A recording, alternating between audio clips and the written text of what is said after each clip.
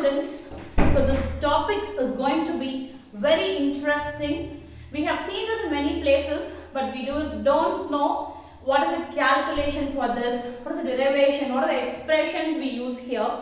So let us see, let us make this more interesting as well, okay. So you could see a diagram here, something which is regarding maths, right? I have written cos theta, I have written sin theta, some variables like a, x, some angle, all those things, right? So let me draw a diagram. This is a fixed wall where I am hanging a thread or some string, whatever you just imagine, and I have a bob here, right? So from here I am giving a force.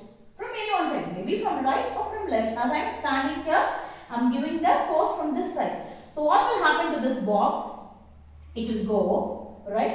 It will go to a certain extent, from here. From here as I am giving, so from here it will start move. And again it will come here. It will go. Will it stop? No. Again it will go, come back. Will it stop here? No. Again will go, come back. So it moves on like this, and at one point of time it will come to a rest position, right?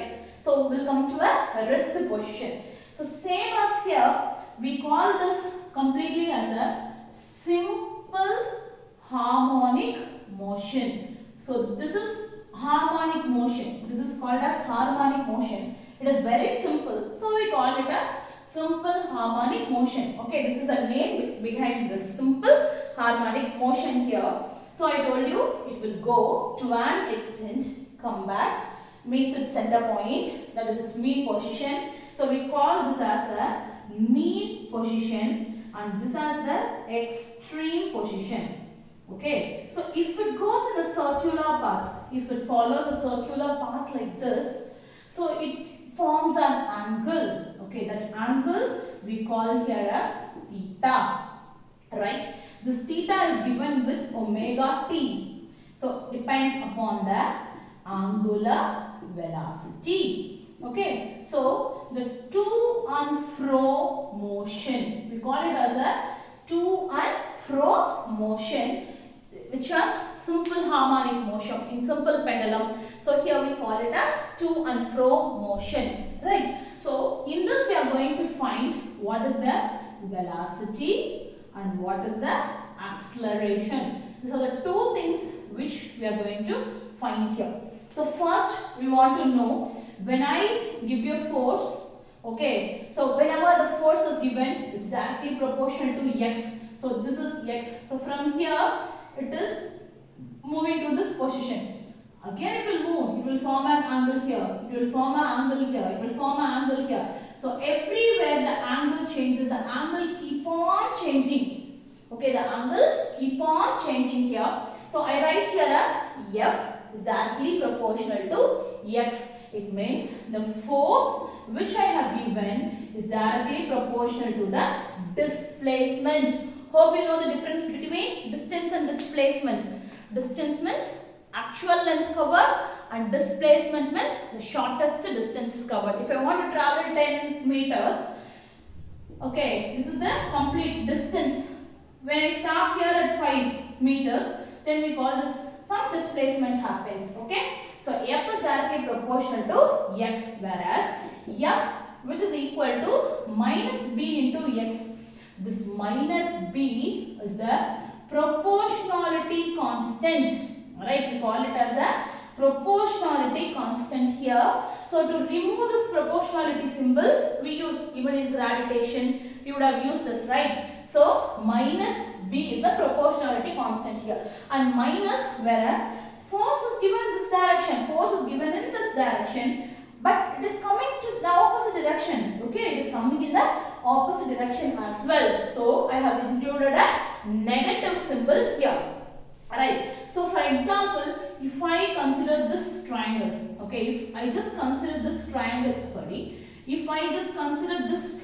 alone, so this is a triangle I have an angle which has been taken, so this is A and this is the height which I have given, the displacement which we denoted with y here, okay, x or y are same. So So here when I include sin theta, so when this perpendicular, when the movement is perpendicular, we always have cos theta. When it is parallel, then we call it as sin theta. So here we take an angle sin theta, whereas sin theta which is equal to opposite by hypotenuse. Okay, sin theta which is equal to opposite by hypotenuse. So the opposite formula, opposite symbol which we take here is y divided by ak. Opposite which is equal to y divided by a. For the angle, the opposite is y and the longest distance is a. Y divided by a. So next step what we can do? We can take this a to the opposite side, that is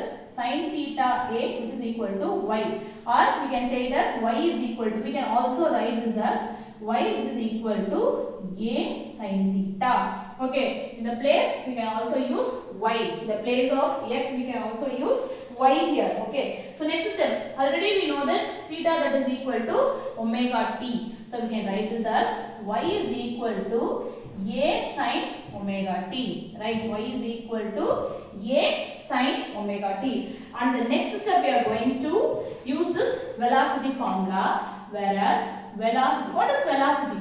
What is a general formula for velocity? In motion we would have read velocity which is equal to change in distance, okay, or displacement divided by time. So how you can write this change in displacement, which is dy divided by dt. See here, this displacement is not only happening in this position, the complete circle it takes, the complete rotation it takes, but still when we find the small value with the help of integration, we can find the whole value as well. Here we are not going to integrate, but still we have taken, because it is given change in. So what is the smallest amount of change happens here?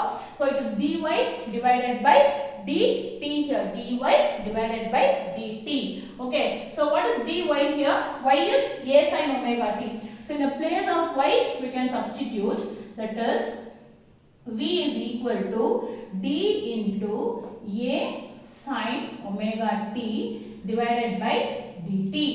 Clear? So we have written a sin omega t which is divided by dt. And in the next step, when we integrated, okay, when we differentiated, sin omega t is cos omega t. So a cos omega t, and when you differentiate omega t, omega, this t will become 1. So it is a cos omega t into omega. So when you rewrite this, we can write this as a omega cos omega t. Okay, so we find one value. First we have find a omega cos omega t. So now we are going to include, so maybe in trigonometry in grade 10 or some other classes you would have read cos square theta plus sin square theta which is equal to 1. So we are going to include this here, okay, including this. So instead of theta what we can write? Theta which is equal to omega t. So we need cos omega t. I am going to find the value for cos omega t. So keeping cos squared omega t one side, take sin omega t that side. So it will be 1 and this is in plus here, okay. When you take that opposite side it will become minus. So sin square omega t, and this cos square, as this is in square, how you can write this? Cos, to remove that, cos omega t which is equal to root of 1 minus, exactly. So the root will, the 2 will become a root in the opposite side. Okay, 1 minus sin square omega t. And next step, we know the value for sin omega t. So you can write this as y by a which is equal to sin omega t. Right? Sin omega t is equal to y by a. So substitute that. Cos omega t, in the place of sin omega it is sin squared, right? So what we can do here? We can, exactly, we can square it. 1 minus, in the place of sin square, so it is y minus a, as it is sin square, it is y square, a square. So 1 minus y square by a square. So cos omega t which is equal to, take LCM, a square minus y square divided by a square. So what am I going to do the next?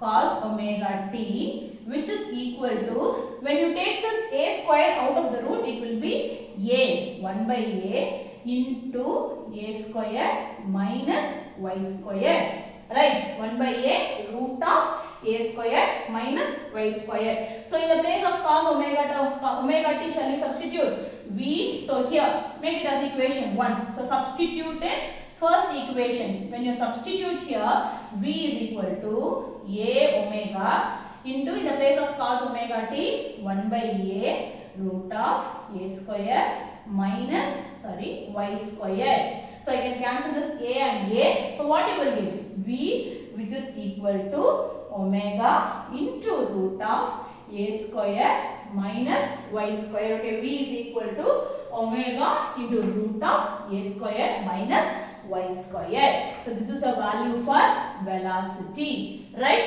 So with the help of this equation, it's very easy. We can also derive value for the acceleration. Velocity we have completed. We can also derive the value for acceleration, right? So first go through this. We can see the derivation for acceleration in the next class. Clear?